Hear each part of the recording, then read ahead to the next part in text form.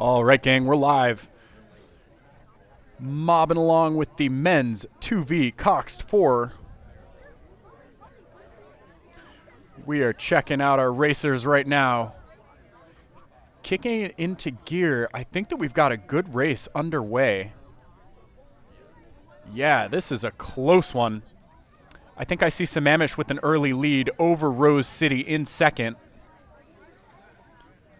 But boy, there's a lot that could still happen. I think I see Lakeside on the far side in fourth with another Sammamish boat in third. So we've got two Sammamish boats in medal contention. The first Sammamish boat from lane 3 in the lead. Rose City in lane 4 is in second. And Sammamish in lane 5 in third. This is race number 57 if you're playing along on herenow.com. Hey, where'd the music go? Donde la música? As I just heard from the crowd. All right, here we go. Let's go, Rufus. Let's go. Swing that.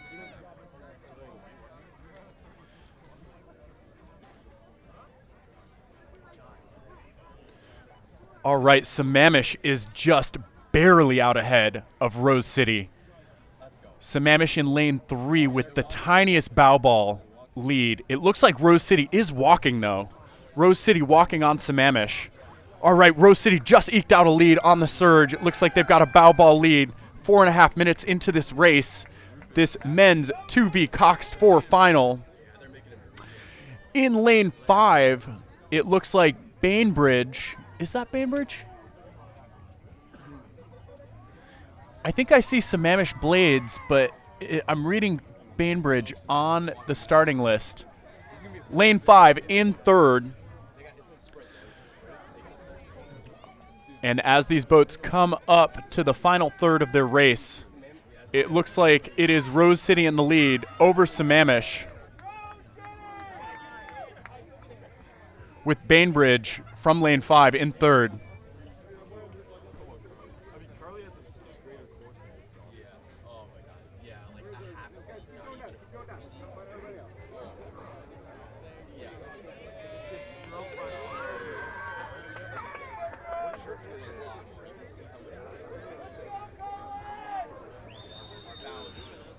All right, Rose City and Sammamish duking it out, blow for blow, stroke for stroke. This is going to turn into quite the finish. I am so excited to see this sprint. Over in lane 5, Bainbridge still holding on to their third place position. As we approach the beach here with this race, Sammamish just walked back on Rose City. Sammamish just took a seat on Rose City. And it looks like Bainbridge in lane 5 is coming up on Rose City. We'll see if there's enough track to do anything about that silver medal position. In the meantime, these boats in lane 3 and 4 are slugging it. Sammamish just with a deck lead over Rose City as they enter the final 500 of this race. Let's go, Rose City! Yeah, Rose City! And the crowd is electrified for this race. A lot of spectator action going on here. The beach has been filling up gradually all day. The vibe is alive as Sammamish takes another couple seats on Rose City. Their sprint is magnificent. This is a very clean-looking sprint, too, from Sammamish. A lot of technical prowess and poise in their blade placement today. Their catches are clean. Their finishes are strong. Sammamish is sending it along. Wow, they just continue to walk on Rose City. I thought Rose City was gonna say something about that gold medal position, and they did briefly, but holy cow, this crew from Sammamish is unrelenting. Some very fast men's 2V Coxed 4 racing going on as Sammamish clears the line. Rose City right behind them. Bainbridge, well done for third. And I think that was Green Lake that just took it across the line for fourth. That was a great race. Great, great race. And there you have it. Sammamish unofficially with a 7 7:10 over Rose City's 7:11. Wow. I feel like I've seen a lot of 7-minute, 11-second times today, or maybe it's just that I spend too much time at the store known as 7-Eleven, so that time is standing out. And Bainbridge with a bronze in 7:14. That was a very tight race for first and second, though. I thought Rose City was going to come back against Sammamish, but Sammamish, despite getting walked through a little bit there in the middle of the race, came back strong and finished like lightning. So coming up, we have the women's equivalent, the women's 2V Cox 4 final, featuring lane 1 Mount Baker, 2 Sammamish, 3 Green Lake, 4 Lakeside, 5 Holy Names, 6 Rose City. And the 7th lane, I think, is occupied by a ghost. The ghost of George Pocock, perhaps, or maybe Lucy Pocock. All right. This is race number 58. Race number 58. Women's 2V Cox 4. And I think we're looking at Green Lake in an early lead. This is Green Lake in lane 3, rocking out with a lead over lane 5. Holy Names in second. Lane 4, Lakeside. Lakeside is in third. And about equidistant between all of these crews right now.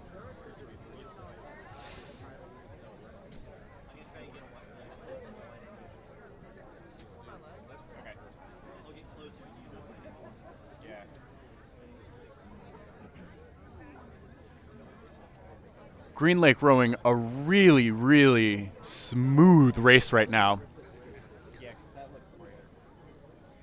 Just some crisp sweeping out of this Green Lake crew here. Really long strokes, really strong sends and finishes.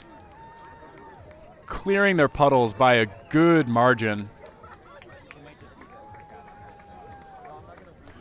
So you're watching Green Lake lane 3 right now with about a quarter deck overlap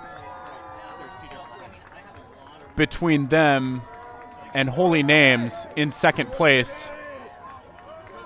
In third, Lakeside. Lakeside in third with a little bit of open water separating them and the second place crew. And further back in the field, it looks like Rose City and Sammamish are duking it out for fourth. Again, bear in mind that top 4 positions will earn their spots at qualifying events for Youth Nationals. A little tidbit from our production crew. Many thanks to Brian for giving us all the valuable information about the expansion that USRowing gave for not just the medalists, but all top 4 contenders, except for the Central region, will have entries to qualifying events at Nationals. All right, and we're riding along with our Green Lake crew here. Lane number 3 from Green Lake. Just some great long rowing. Wow, not a lot of missed water, barely any missed water at the catch. They're just all so connected right off that catch, sending it through the drive into a super smooth finish. And just some exemplary sweep rowing from this Green Lake crew here. On the top of your screen, however, Holy Names looks like they are holding tough. I haven't seen them walk very much on this Green Lake crew, but they might be biding their time. We'll see. The Green Lake crew, I think, looks technically more sound and smooth. Lakeside is back behind them in third. Holy Names now revving it up for a sprint finish. They just took it up about 3 beats. Holy cow, Holy Names is sprinting big time. Green Lake following suit now with their sprint to check that charge from Holy Names. Holy Names missing some water at the catch. I think that that's their only technical flaw right now that is preventing them from really taking hold of this race, is that they're missing some water at the catch. Just need to preempt that catch just a little bit more to grab as much water as possible, whereas the Green Lake crew is really maximizing each stroke, getting their oars in the water along with one another, but with minimal disruption to the boat. And we see Green Lake crosses the line with Holy Names right behind them. and Lakeside about to cruise in. There we see our drone flying off back to the start. And Green Lake took it with an unofficial 7:45.7, holding off that quick sprinting Holy Names crew. Holy Names pulled it in with a 7:47.7. Some great racing today from Vancouver Lake. And Lakeside took it in third with a 7:56, excuse me, to conclude our women's 2V Coxed 4 final. Coming up next, we've got some doubles, some double trouble coming up.